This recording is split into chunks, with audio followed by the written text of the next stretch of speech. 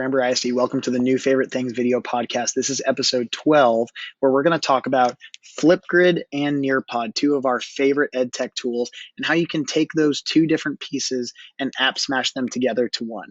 This video is probably going to be a little bit longer than most of our videos because we're going to have to do two separate demos, one about how to build a Flipgrid and one about how to embed it inside of your Nearpod. So if you are already using Flipgrid religiously and you know how to set it up and pull a link, you are going to want to skip ahead to that point in the video. Okay. If not, feel free to keep watching, and we're going to show you guys step by step how to set up a Flipgrid, including the different discussion topics. So inside of Flipgrid, you're going to want to come into flipgrid.com and go into an educator login. When you click on educator login, like everything else, we're going to log in with Google. And then you're going to see a couple of different things. And Flipgrid just kind of rebranded itself. It's got new features and new kind of verbiage for everything that they do.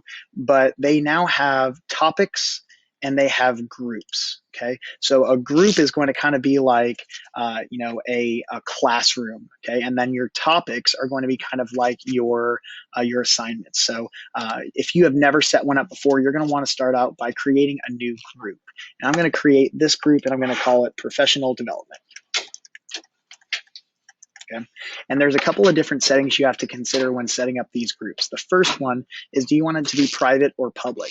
In Granbury ISD, we are always concerned with student privacy, so always make sure that you set these as being private.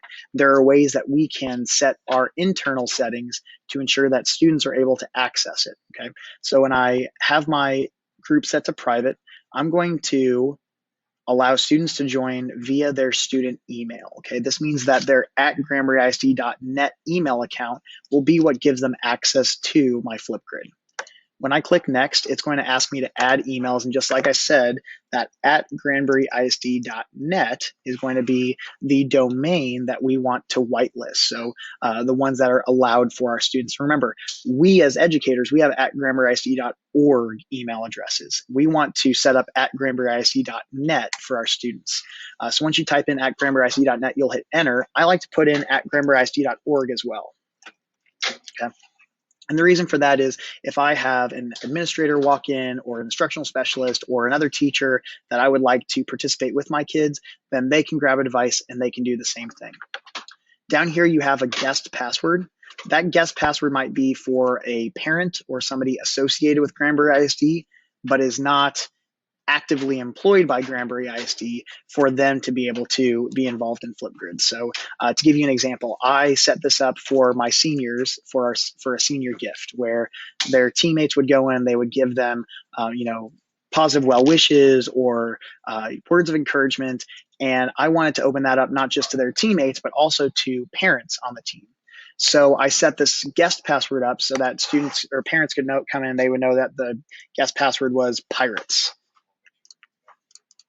1, 2, 3, 4. Okay, and it would prompt them to put in the guest password to be able to respond to the Flipgrid. So I've set this up. I'm going to click next. Okay. There are previous topics from other groups that I could put in there. I don't want to do that right now, so I'm going to skip. Okay. And then this is going to be the group that my students will fall under. Again, so a group is kind of like a classroom. So I'm going to go into that classroom, and I'm going to add a new topic, which is going to be where our students will respond. So it's kind of like an assignment. When I click on add a topic, okay, I'm going to give this topic as example for video. My question is going to be, what is your favorite color, and what is the airspeed velocity of an unladen swallow? Okay.